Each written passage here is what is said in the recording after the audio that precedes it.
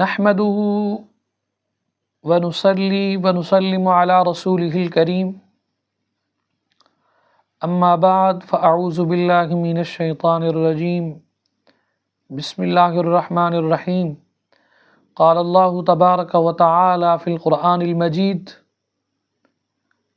قد افلح المؤمنون الذین هم فی صلاتهم خاشعون صدق اللہ العظیم۔ سامعین و ناظرین،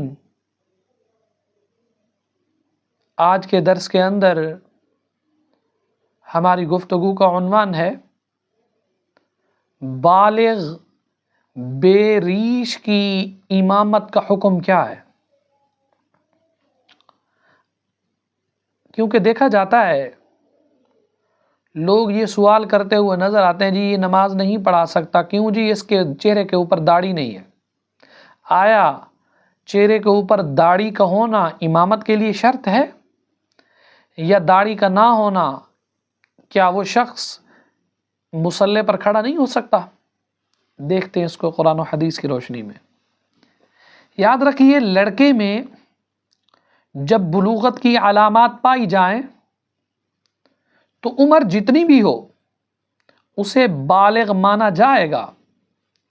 ہمارے فقہائے کرام نے لڑکے کے لیے احتلام، انزال اور اس سے کسی عورت کا حمل قرار پانے کو بلوغت کی علامت قرار دیا ہے۔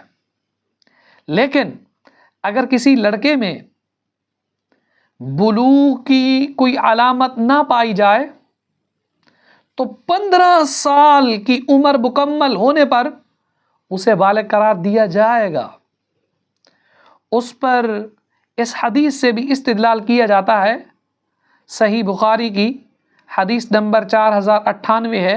حضرت عبداللہ بن عمر بیان کرتے ہیں، غزوہ احد کو دن جب کہ ان کی عمر ابھی 14 سال تھی تو رسول اللہ صلی اللہ تعالیٰ علیہ وسلم نے ان کا جائزہ لیا، پھر انہیں جہاد میں شرکت کی اجازت نہ دی، اور غزوہ خندق کے روز جب ان کی عمر 15 سال تھی ان کا جائزہ لیا اور انہیں جہاد میں غزوے میں شرکت کی اجازت عطا فرمائی۔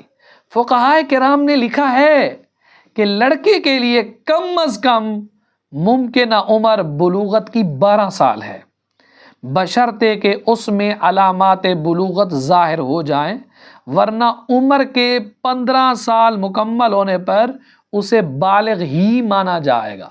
جب 15 سال کا ہو جائے گا بالغ مانا جائے گا۔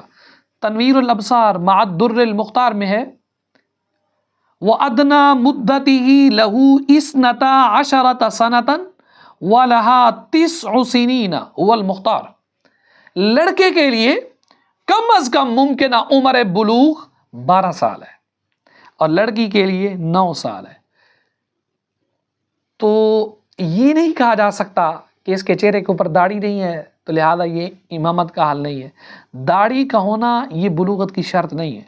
بلوغت کی جو علامتیں فقہا نے لکھی ہیں وہ احتلام، وہ ہے انزال، اگر یہ ظاہر ہو جائیں تو وہ بالغ شمار ہوگا، اور اگر وہ حافظ ہے، مسائل دینیہ جانتا ہے، دین سے واقفیت رکھتا ہے تو وہ بھی امامت کروا سکتا ہے۔